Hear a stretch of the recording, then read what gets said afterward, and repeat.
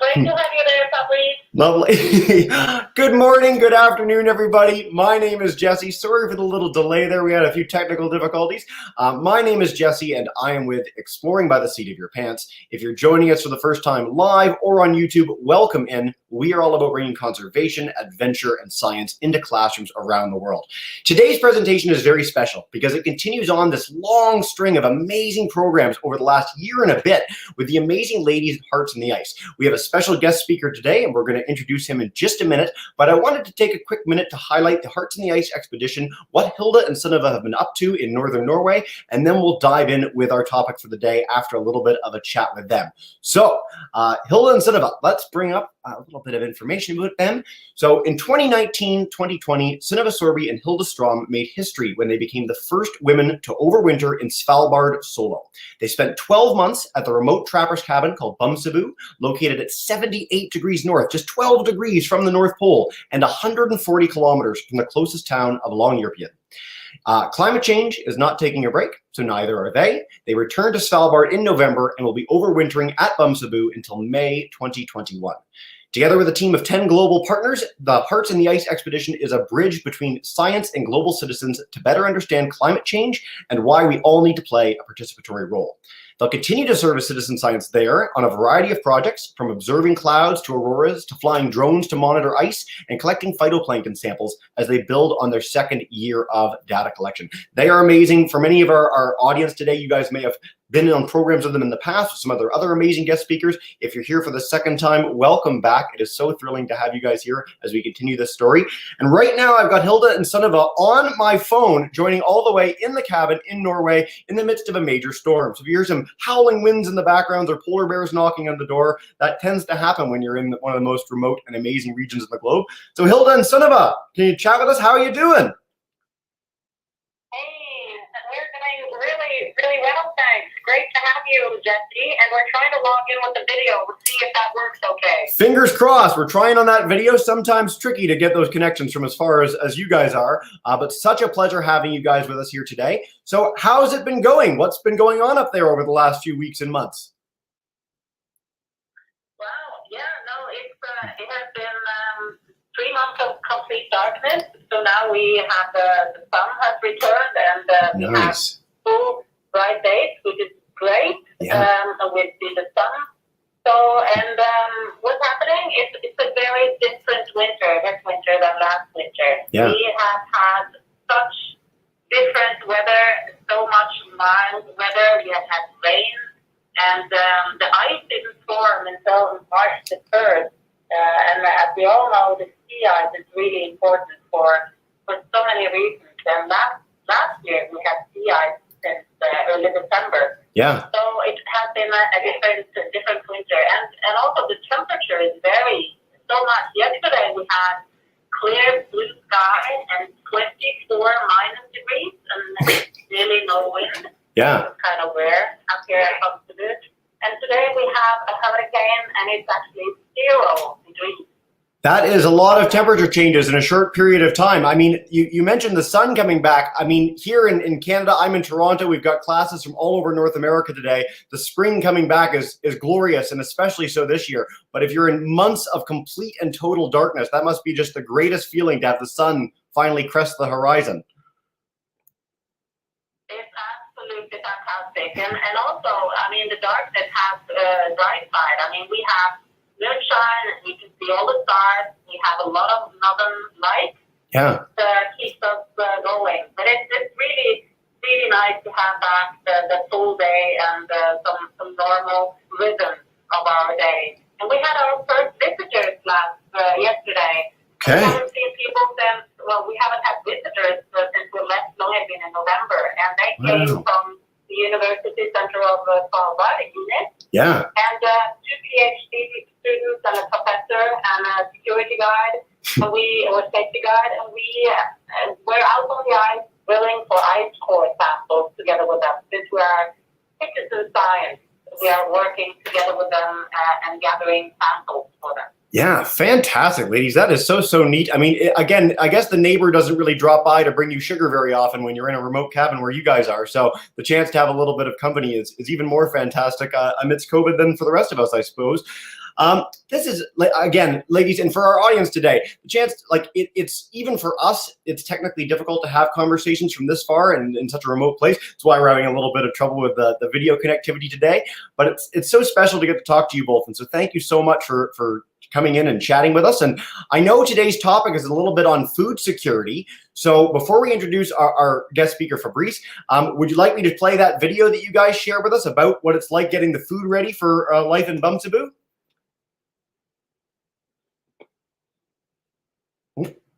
Oh, did we lose him for a second? Yeah, I can still hear you. We got a little bit of the wind there, so. Just a little bit on the topic today, because food and community go hand in hand. I didn't want to cut you off. Were you saying something, but we lost your... No, I was just saying, before we dive in with food security with Fabrice, I was going to play your video, but if you wanted to chat a little bit before I play that video, go for it. I just wanted to say thank you, huge thank you to Fabrice from EAT for joining us, and especially to Hyundai for supporting us for this month and student community.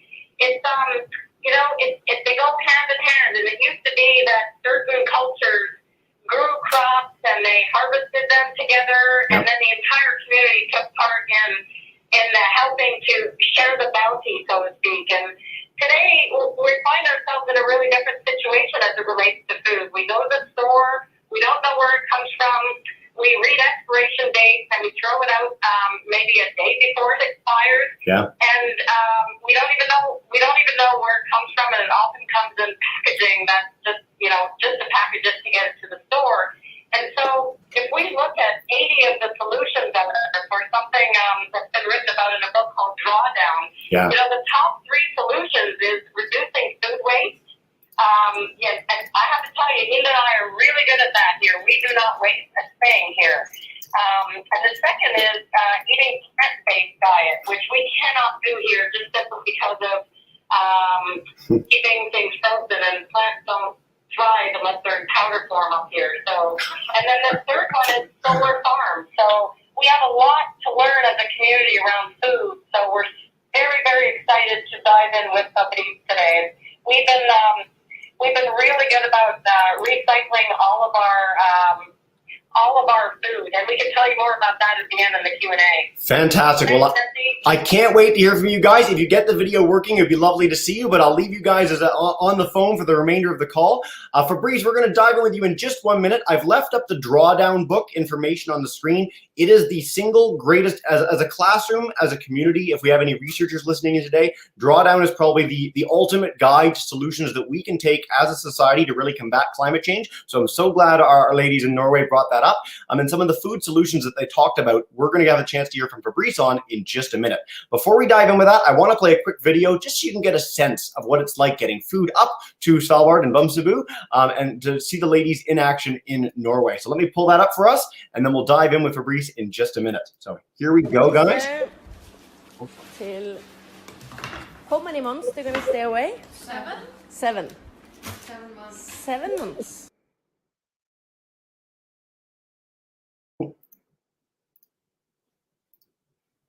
Thinking about it. Oh, did I freeze entirely? Here we go. So the plan is we've got 3 barrels and then bought a bunch of boxes, and what we have to do right now is just put all the food in the barrels. Maybe dinner in one, breakfast in another, chocolate and sweets and coffee and soups in another. And then when we get to Bumsaboo, it's going to all come out, and we'll spread it out on a sunny, beautiful, warm, Greece-like day.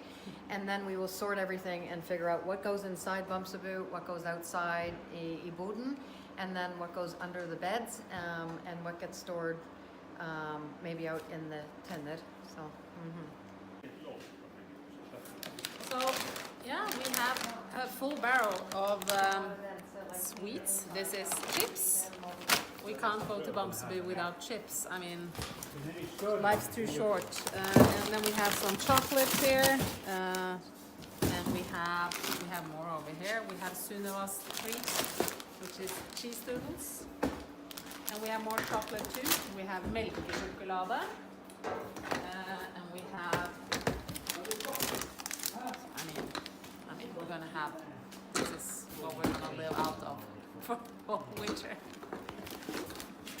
Yeah, so the reason why we're packing all the food in those blue barrels here is due to the polar bear. It's very important for us to keep the food safe, and also there is one more thing, that polar bears can't find food around the hut, because then we won't be able to get rid of them if they find food.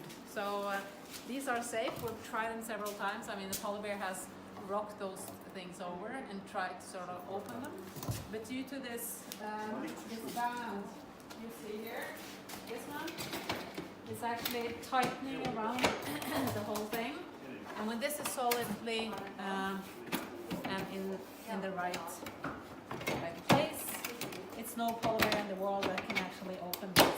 What about dogs? Sorry, Jesse, I get that was kind of a boring video. No, the video is great, ladies. No worries. I love the video. So when I was a kid, I remember packing my shopping cart with as many sweets as Hilda and Sunniva had. My mom just told me to take it all right back. So if you launch a major expedition to northern Norway, you get to pack whatever you want. There's no one there to stop you. It's one of the best things about being an adult. So with that, I want to dive in with our guest speaker today. Again, I know you guys all registered for this amazing program. And so we are going to talk with Fabrice Declerck. He is a Belgian ecologist and geographer, and he travels the world seeking to understand more about linking the issues of food security, climate change, human development, and more. His work has taken him all over the world: Cambodia, India, Costa Rica, Mexico, California, Burkina Faso. We've hardly ever had anyone who's gone to Burkina Faso, so that's a testament to his wide-ranging efforts to communicate this amazing idea and to understand it again around the world. So Fabrice, thank you so much for joining us. I can't wait to dive in with your talk on food security today, and looking very forward to having our classes in for questions after. So Fabrice, come on in, man. Thanks for joining us today. Great. Hi, everyone. It's a pleasure to meet you. Calling in from Montpellier, France. I'm unfortunately not in Burkina Faso. I'm in the garage, but it's a good place to begin to talk to all of you. Hilda and Sunniva, I've sent you a trick question. I'd like you to think about where is the place on Earth with the highest crop diversity, and maybe we'll have a chance to get back to that towards the end of the session. If the students want to think about that as well, that'd be great. So I'm Fabrice. I'm an ecologist, geographer. I work with farmers and farming communities across the world, really trying to understand how we can produce more food, better food, enough food, but most importantly, how do we produce food within environmental limits? So a lot of my work is really trying to understand what is a healthy diet, what is sustainable or environmentally friendly food production, and how can we as a collective society move towards greater health and sustainability? So it's a bit tricky, but what I'd like to start with is an Oreo. And so I know Oreos aren't exactly the healthiest food, but I like to use them as a way to describe the way that we've approached our work. So when we talk about healthy diets from sustainable systems, we are talking about two really hard boundaries. One is healthy diet. We all know that if you eat too much food, you're at risk of getting sick. Obesity, diabetes, heart disease, and even today, COVID, mortality is a lot higher with people who have a hard time with dietary health. We also know that if you don't get enough food, that you're going to struggle with malnutrition, starvation. And unfortunately, there's still 2 billion people on Earth who struggle with getting enough food to eat on a day-to-day basis, and another 2 billion who struggle with getting the right kinds of food to eat.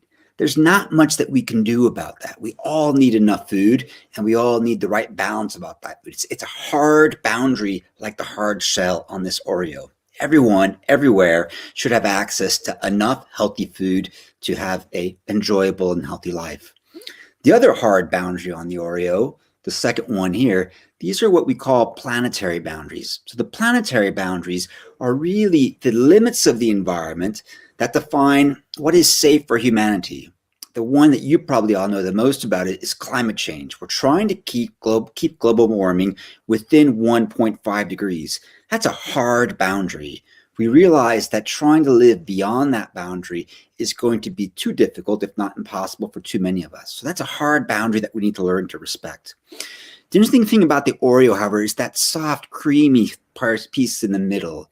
That's the part that's not hard. That's the part that we can bend, that we can flex, that we can pull apart. These are the choices that we have, each and every one of us, in terms of how do we ensure that everyone has access to a healthy diet, the first hard boundary, within environmental limits, the other hard boundary. And the good news is that even though food is struggling today to be within those limits, there are plenty of choices, plenty of options that we can all take on a day-to-day basis to get within that. So let's start with that first boundary. Let's start with healthy diets. A lot of people say, we don't know what a healthy diet is. We have a pretty good idea of what a healthy diet is, actually, folks. A healthy diet is one that's approximately 2,000 to 2,500 calories per day. Not too much, not too little, mostly plants, and not too much. So fresh foods, not too much, and focus on plants. So the first part is that quantity, 2,000, 2,500 calories. The second part is more interesting, is quality. How do we divide those calories amongst different food groups? There's 5 important food groups I'd like you to think about. 5 fingers, which will make it easy for us to remember. The first one is whole grains, or grains, right? We all have bread, tortillas, corn on the cob, wheat, quinoa, rice. These are all really critical source of energy for all of us. We need to have this source of energy. It's the main fuel that allows us to be active. The big challenge here is moving away from refined grains, highly processed white flour, to whole grains. We're finding that the fiber in these grains are a really important part of dietary health. About 30% of our calories from grains. The second piece is fruits and vegetables. We're talking about 100 to 300 grams per day of fruits and vegetables. Huge diversity of options here. Mangoes, apples, pears, oranges, tangerines, tomatoes. All of these are a critical part of our diet, and we have to have at least 100 grams per day of fruits and vegetables. The cool thing about fruits and at least fruits, from an ecological point of view, is that these are treats that plants have created for us because they want us to transport their seeds. Plants, as you know, can't move, and so they're not able to take their young to a nice place to grow. And they count on fruits eaten by mammals, by birds, by insects to be the carriers of that food going to a new fertile ground. It's often a question of who's in charge. Are we in charge or are the plants in charge? This third major food group is vegetables, and this is a really critically important food group. Here we're talking about 200 to 600 grams per day. This purple cabbage is a good example, or leafy greens like this mustard are another great example. These are a critical source of nutrient, a critical source of protection against cancer, against disease, and a critical source of nutrition. Again, ecology is important here. The reason that plants have such a cool and fantastic diversity of nutrients is, again, they can't run away from trouble, right? You can't move if you're a plant. When the sun's out and it's hot, you can put a coat on, you can put a hat on, or you can move to the shade, or you can go inside to the air conditioning. Plants don't have that option. They can't put on sunscreen. So they've developed a fantastic set of phytochemicals, plant chemicals, that act as sunscreens, that are antioxidants, that protect them from nature, that protect them from bugs and pests. These are often the rich flavors that we find in food. So diversity of plants means a diversity of protective chemicals that we're consuming every day. So eat your colors, greens, reds, and oranges. Those are the 3 essential food groups that we all have to consume at least some portion of. There's 2 other important food groups, and these are the animal source proteins, the meats, milk, dairy, eggs, beef, poultry, fish. Here, it's a little bit more complicated. What we recommend is, in terms of beef in particular, red meat, beef, lamb, and pork, we recommend 0 to 200 grams per week. This is 2 kilograms right here. This is not what you should be consuming on a daily or weekly basis. You can consume smaller portions, but too much of this juicy steaks probably means that you're not eating enough of these protective foods. Poultry is the second form of meat that we recommend, and there it's 0 to 400 grams per week. So a bit more range than what we're recommending with beef. And the third one that I'd like to talk about is fish. Fish like this mackerel. 0 to 700 grams per week.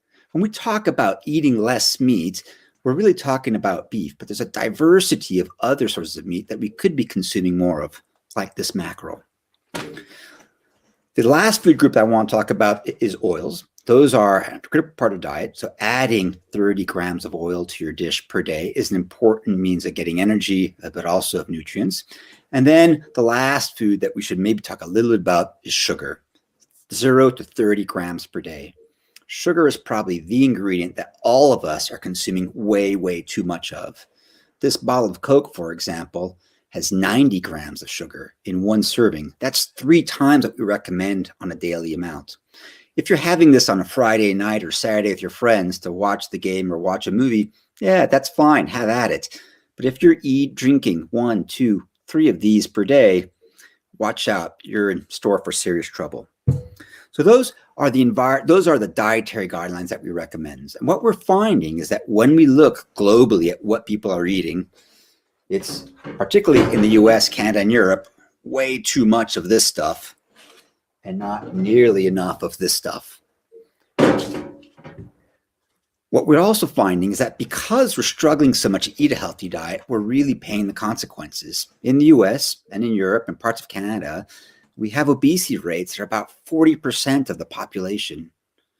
This is a major risk factor for heart disease, for diabetes, and other diet-related diseases. We estimate that 11 million people per year die early because they're not able to access a healthy diet. So coming back into a healthy diet is an important way to stay healthy and to help prevent important diseases, including COVID, by the way. So the second limit that we want to talk about is the environmental limits. Now, we all understand that we want to stay within a 1.5 degree climate. And the girls in Svalbard are telling you how quickly climate is changing in their part of the world. And I think that many of you are seeing similar changes, whether it's the snowstorm that hit Texas a couple weeks ago, whether it's the tornadoes that are hitting the Tennessee area today, the fires that have hit my home state of California. We're seeing more and more of these environmental or these climate extremes on an annual basis. Food accounts for 30% of greenhouse gas emissions. A lot of that comes from too much fertilizer. A lot of that comes from too much consumption of food. And when we look at which food groups have the biggest climate impact, again, it's that big juicy steak. So coming down and reducing how much meat we're eating is a critical way to help us come within environmental limits for climate. The second environmental boundary I want to talk about is land. 40% of the land globally is occupied for food and agriculture. That means we've gotten rid of wild nature, polar bears, chimpanzees, bison in the US and Canada, and we've replaced that with crops. That's okay. But if we want to have enough nature to protect these species, and if we want to have enough nature to regulate our climate, to stop climate change, we're going to need to stop there. We need to keep at least half of nature intact to allow nature to do its job. So we really are talking over the next decade about not converting any new lands into agriculture, while at the same time, we have to feed 2 billion more people by 2050. So it's a critical challenge for producing more food, consuming less food, and staying within that land limit. The third boundary I want to talk about is water. About 80% of fresh water is used for agriculture. That doesn't leave a lot of water for nature. We need to leave at least 30% of wild water in rivers to allow those rivers to function, to move sediments, to move nutrients, to keep space for aquatic biodiversity. That's the other environment we want to talk about. Finally, the penultimate one is water quality. When we produce food, we add quite a bit of nutrients to land, and a lot of those nutrients run off into water. Tell me when to stop, by the way. We need those fertilizers to help produce food, but unless we learn how to produce that without losing those nutrients to the water and atmosphere, we end up with these massive eutrophic areas and coastal areas. These are areas where there's so much nitrogen and phosphorus that we get massive algal blooms. When those algal blooms die, they decompose and take the oxygen out of the water. That's not very good for our fish, unfortunately. So we need to learn how to better use those nutrients to produce enough food for 10 billion people, but we need to be much better about not applying so much that we lose it to our waterways. These are the major, I think, planetary boundaries that I want to cover. The last one is biodiversity. If we want to maintain biodiversity on this planet, if we want to stop the extinctions we see today, we need to respect those 5 other boundaries I just talked about. We need to stop global warming. We need to stop land use conversion. We need to make sure we leave enough water in our aquatic ecosystems, and we have to maintain that water quality of high enough standard so that aquatic biodiversity can continue to thrive. So those are the 2 sides of our Oreo. Now, these are the limits which I think we need to challenge all of ourselves to live within.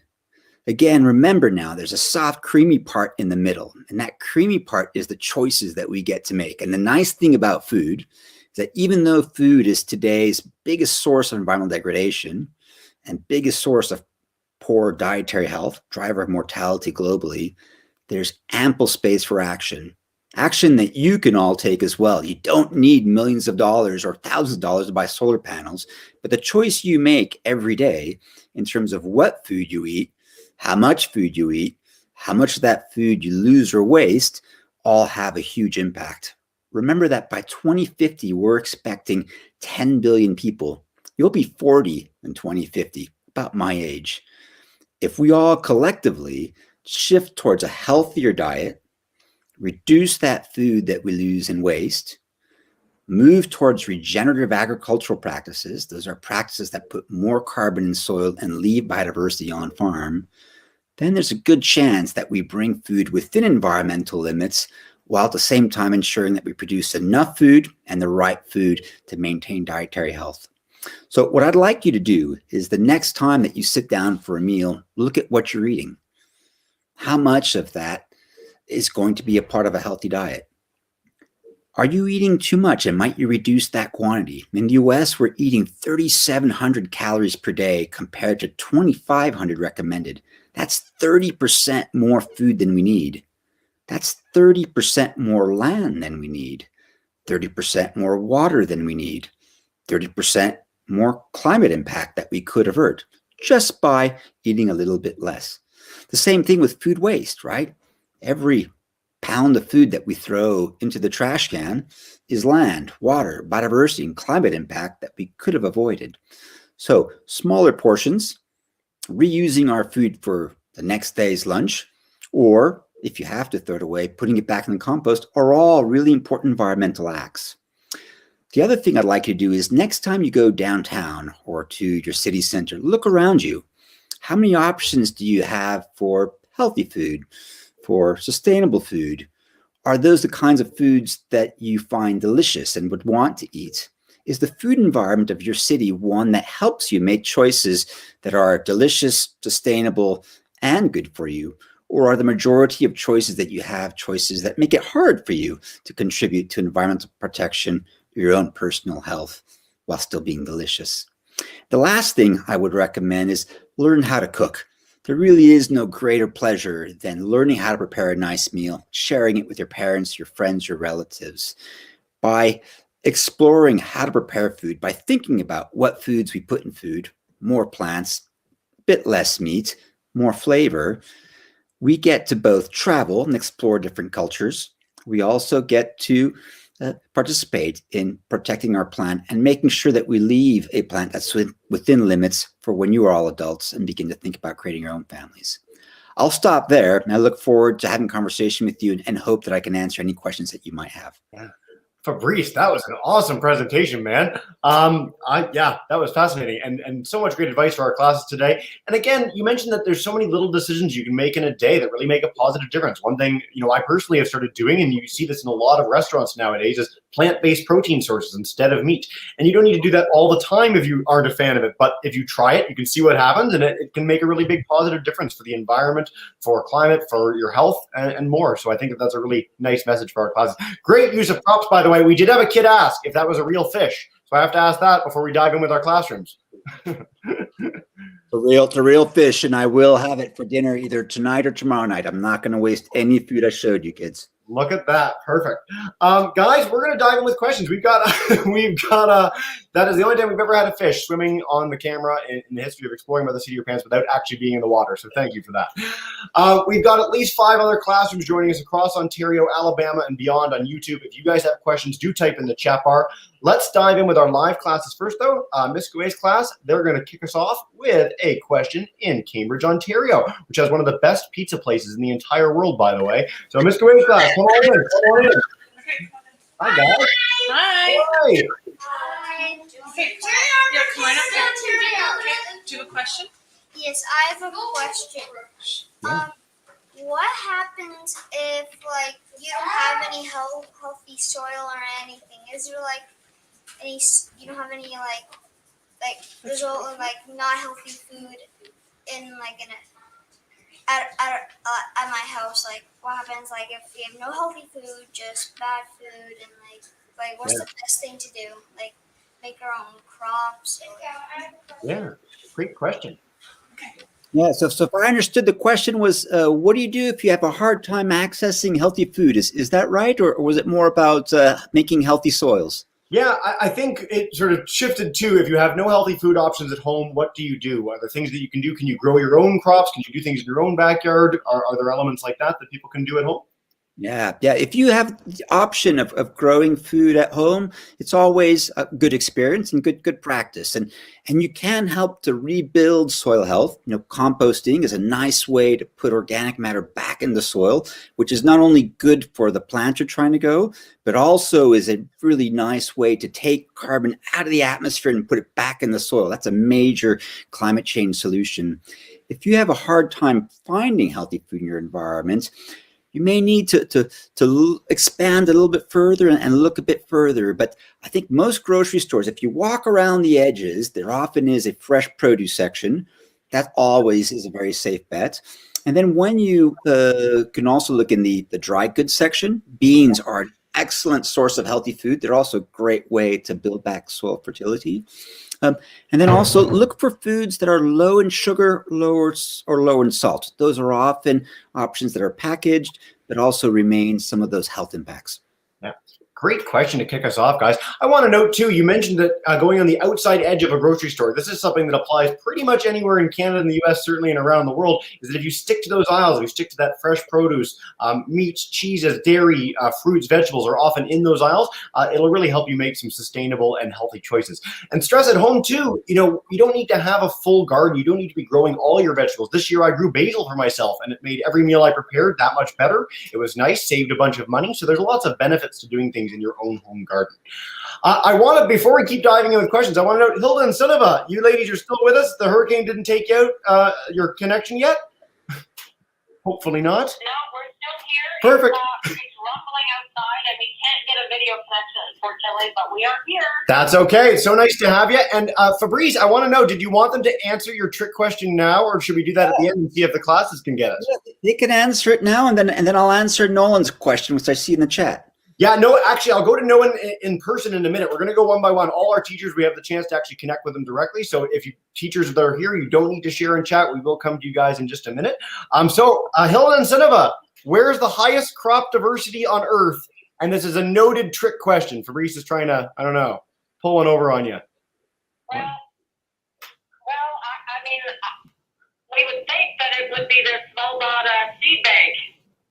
Oh, he's pumping his fist. I think you got it. Good job, ladies. Yeah. So I don't know if the kids know this, but we often put seeds in a bank so that we know we don't lose them forever. And in Svalbard, where the girls are, is the world's biggest seed bank. And scientists looked for some place that was going to be completely protected from any human action, where if the electricity goes out, it's going to be cold enough to keep those seeds in a nice cool temperature. And so the Svalbard Gene Bank is where all of the agricultural research centers have sent backup collections of their seeds in case we ever need to go back and call on that collection to restock someplace with new plants for crops. So it's a really fantastic resource. Good job, girls. Way to go, ladies. Svalbard Seed Bank, every one of our classes should look this up when you're done. Not only is it one of the coolest places on Earth, but it looks amazing. Like, it's the most sci-fi, futuristic, incredible looking building of all time. I just love it. I'm so glad we got a chance to mention that.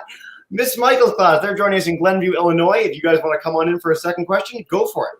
Come on in, guys. Hi, Miss Michael. For a first question, we've got Jaya. Jaya, do you want to say your question? Sure. How has COVID affected your work? Because, like about traveling, if you travel around the world to help and things like that. She's asking that because we talked ahead of time about your work with the EAT organization. Yeah, perfect. So she was interested in that work. Yeah, great question. So good and bad. So I haven't been able to go to the field in 14 months. So there's been zero travel for me. My family, I think, is happy about that. I'm not sure all the time. The good news is that I think a lot of us have learned that we can do a lot of our meetings as we are now through computers. So it means that we've been able to keep working.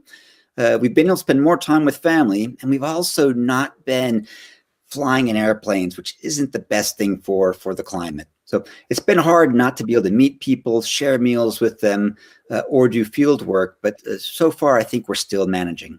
Yeah, great question. It's one we get in pretty much every one of our broadcasts nowadays. Of course, very of interest to students and the public alike. And on a good note, vaccines are on the way. We're doing great in the rollout on the world scale. So it's really exciting. And hopefully Fabrice can get back into the field soon and we can talk to his family and see if there's a big sigh of relief there or a little sadness, either one. Mr. Atkinson's class, joining us in Simcoe and Muskoka counties. Come on in, guys, and take us away. Hello, thank you for the presentation.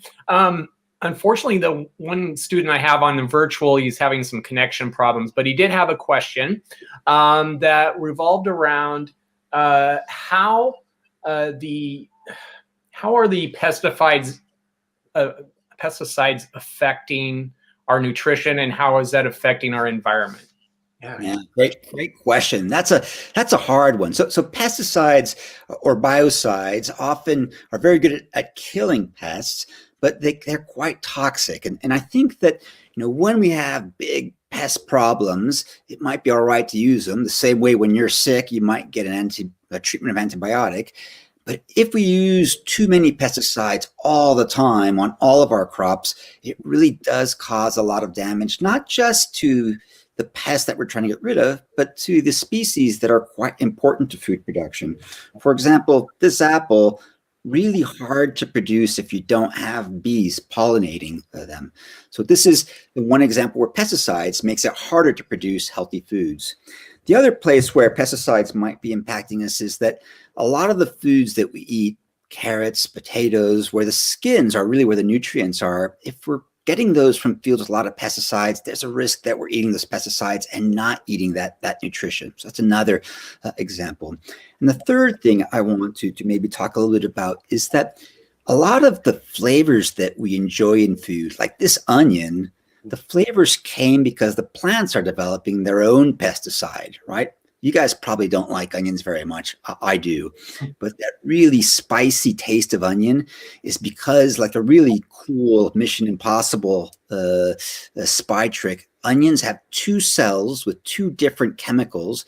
And when you break those cells together, it causes that toxic flavor, that spicy flavor to come out. So these plants are pretty good at controlling themselves, or protecting themselves against pests. If we became better at keeping predators, wasps, spiders, ants in fields and letting plants use their own defenses, I suspect that we'd probably have more nutritious food and less toxic environments.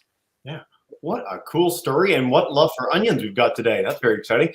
I know a lot of our classes are really keen on pollinators, and you just briefly mentioned that at the beginning. I want to stress, if anyone is keen on pollinators and pesticides, Peter Soroyi on our YouTube channel has a really amazing talk on pollinators. We'd love for them, some of the impacts that they're having. So if you want to check that out as a follow-up, please do.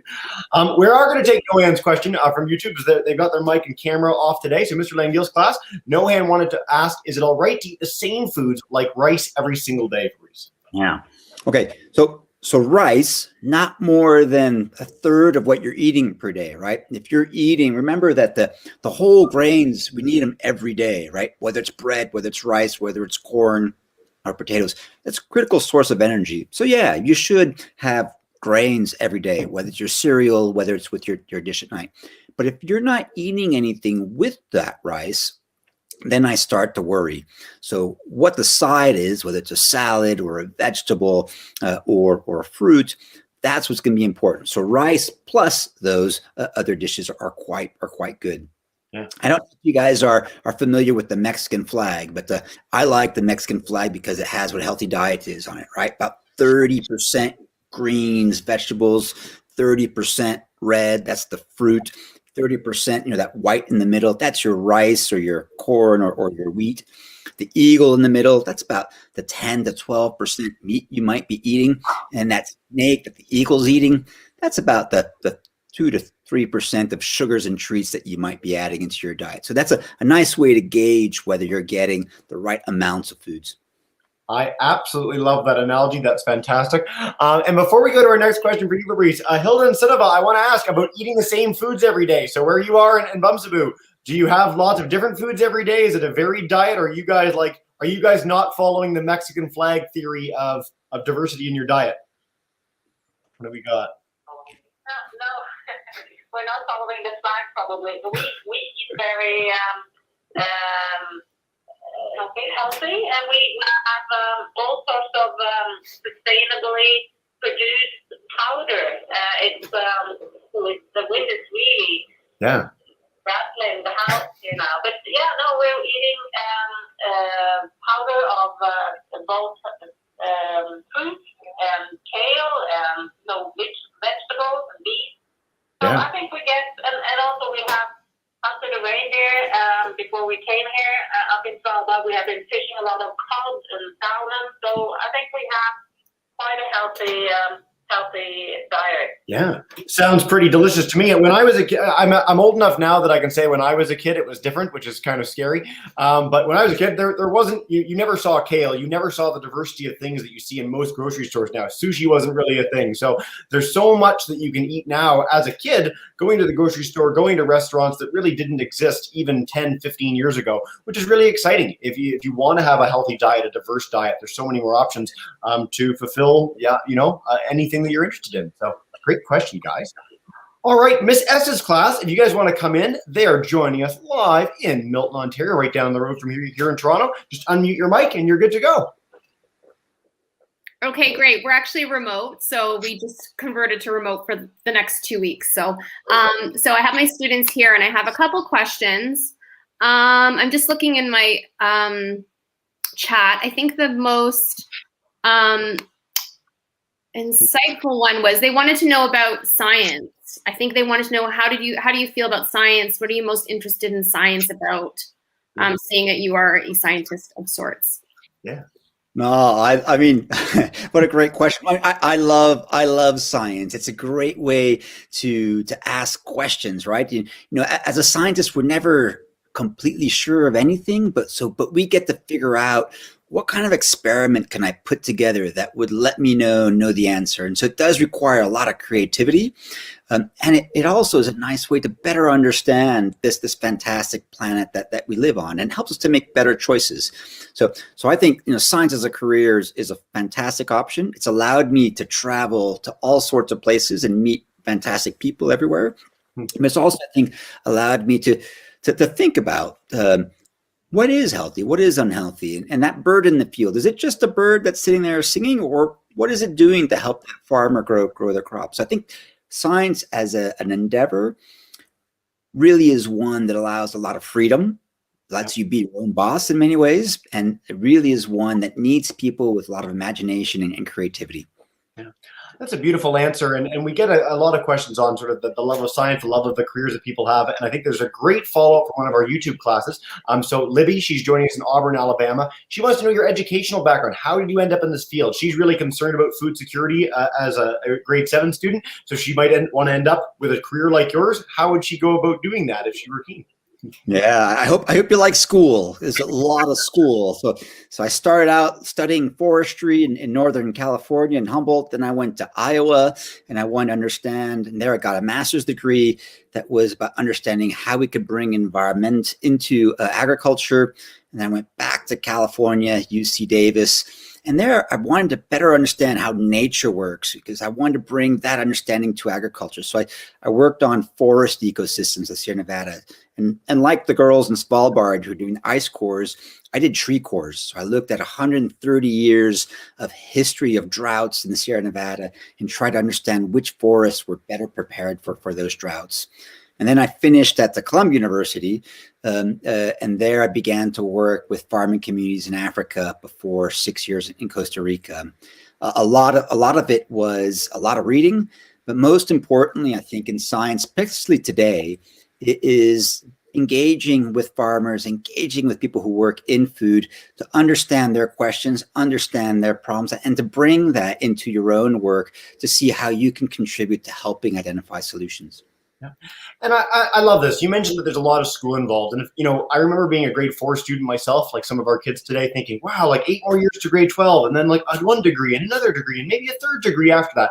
And it's really daunting. It's scary to think that there's that many more years left of school. But by the end of that, you're extremely young. And now you are in a position to do something that is immensely fulfilling and exciting for the rest of your career. You might end up, not many people end up as passionate as Fabrice does about what he gets to do. But maybe you get to be in a position where you get to live what you've always wanted to do for the rest of your life. And that is well worth the remaining education and gives you so many opportunities and opens so many doors. So great question, Libby, and thanks so much for sharing. We got time for a few more questions, people. So Miss W's class, I'm going to bring you in first. They're grade 12s joining us here in Toronto with me. Come on in, guys, and go for it. Hi, so we have a question from a student named Danielle, and we're an e-learning day school course, so we're also remote. But in terms of food sustainability, are pesticides harmful or helpful, and will GMOs play a part in food safety in the future? Oh, the big question. So happy. So pesticides, pesticides in general are bad for the environment, right? We don't want to be using too much pesticides. Again, if a farmer is in trouble and needs to protect their crop, I think there are ways that they can intelligently use those pesticides, but we don't want them using pesticides all the time. And we'd like to move to either very little pesticides or no pesticides. So pesticides, let's try to keep them out as much as possible and only use them for emergencies. GMOs, oh, that's a hard one. So GMOs, for those who may not know, are genetically modified organisms.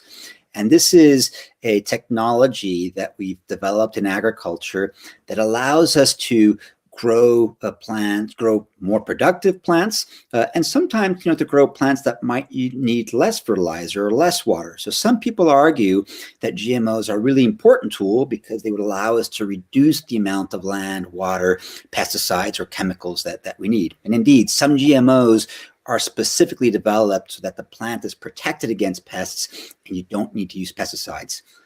That's not a bad idea. What I worry about is that many of the GMOs we developed are produced for really extensive application across huge amounts of land. The central part of the United States, Iowa, where I studied, for example. I worry a little bit that we reduce the diversity within those plants and that we increase the risk then that if something bad happens, a pest that's adapted to that GMO, a weather change, that we will lose a very large extent of land. So I prefer that we try to minimize use of GMOs and keep diversity in fields. Or if we're going to use GMOs, let's make sure that we keep them in relatively small parcels with diversity between those parcels. I hope I've answered that. It's a big topic with a lot of things we could be talking about. Yeah, there's a whole other full broadcast on GMOs. I'm really glad it got brought up in the thing, but I guess you could sum it up as the technology has a lot of positive uses, and it depends on how it's applied, like a lot of technologies, to make sure that it's done in the best possible way for the best possible outcomes for people. I think that's exactly it, Jesse, right? Sometimes we think that technology is good or bad and full stop. And we need to remind ourselves that humanity should be the masters and technology the slave. And quite often we become slaves to technology, and we need to avoid that. We need to think about how are we going to use this technology, and how do we use it in a way where we're not creating new problems as we go along? Yeah, fantastic, Fabrice. I'm really glad we got that question. So thanks, Miss W's class. We've got time for one more. I'm going to just pick at random, guys. I am sorry about that. And then if people have more questions, we'll pass along resources so you guys can keep the learning going, follow up with this issue. It's a topic that, again, has really prompted a lot of student interest from across North America, which is really exciting. So thank you guys for the keenness today. Ms. Michael's class, if you guys want to come on in for one quick question, go for it. And then we will wrap up from there with a chat with Fabrice. Dua, this is your question. Dua, are you still here? Yeah, I'm here. Okay, Dua would like to ask a question. And how can we help with food sustainability and food? Are you asking about food sufficiency, Dua? Yeah. And she's asking because we're trying to design a new service learning project. Yeah, great. So this is a great question. So for a long time, we have thought that we either have to produce a lot more food for 10 billion people or protect biodiversity. What we're finding is that if you move to a healthy diet, that is, if we stop over consuming meat, stop over consuming sugar, stop over consuming some grains, that frees up a lot of land to ensure that everyone has access to food while leaving enough land for conservation. So reducing the amount of food that we eat and moving towards healthy food has a huge impact. Meat, beef in particular, has the biggest impact. It takes a lot of land to produce beef. And many of us are eating 400% or 4 times more meat than we should be eating. If we come down and eat less of it, that has a really big impact on climate. So if you want to be vegetarian, by all means, go ahead. If you want to be vegan, also go ahead, but be careful. Make sure you get your proteins and your B12. But if you like meat, like I do, think about reducing your quantity, smaller portions in a dish, a stew or a curry, or beef as a treat, beef once a week or beef every 2 weeks. Diversify your meats, more fish, more poultry once or twice a week. Those all have huge impacts in leaving enough land for environment. Fabrice, this was such a fantastic talk. And again, we got more questions that we could possibly answer in an hour, which is amazing. So thank you so much for sharing your time with us today. Hilda and Sunova, thank you guys for coming in the beginning as well. It's so nice to hear from you guys all the way in Bumsaboo. And I hope you're still not blown away by that epic winds going on. Are you there with us? We're still here, and Fabrice, we so enjoyed everything you shared, and want to encourage everybody to read the book by Rachel Carson, Silent Spring. That was a bit of a game changer for all of the pesticides, overuse of pesticides that we were just talking about. Yeah, we've for our students that might not know, Silent Spring was one of the iconic books that launched major environmental movements, changing how we thought about pesticides, how we thought about all sorts of things in our environment back in the 60s. So it is worth a read. It is still fantastic today. And we did also mention the Drawdown book. So if you guys want to check out a modern day, fantastic treatise on climate change, all the solutions that you guys can do as a classroom, check out Drawdown. Fabrice, I also want to highlight for anyone who wants to learn more about you, this is a great site as well. You mentioned, Miss Michael's class mentioned the EAT forum, so check that out. And Fabrice, what did you want to share with us? Sorry, before we wrap up. Talking about books, I like Michael Pollan's Food Rules. Yes. Really simple one that I think is good for everyone to read, and a good one to apply as well. Michael Pollan is the best modern, I guess, it's science, it's nonfiction, it's food writer in the world. He's done, 4 or 5 books now. They're all worth a read. They're all fantastic. Some of my favorite. I have 3 of them personally. So check out Michael Pollan's works as well. We're on a book train together, people. This is pretty exciting. I do want to highlight one last thing. If you want to learn more about Hilda and Sunova's incredible work up in Norway, check out heartsintheice.com. Pictures, videos, stories about their amazing work up there. Again, Fabrice, you can check out here. And I want to end the broadcast by bringing in all our teachers today with us. Fabrice, to say a big thank you and goodbye to you. So, Ms. Gouet's class, Ms. Michael, Mr. Atkinson, Mr. Thank you, guys. You guys can all say thanks.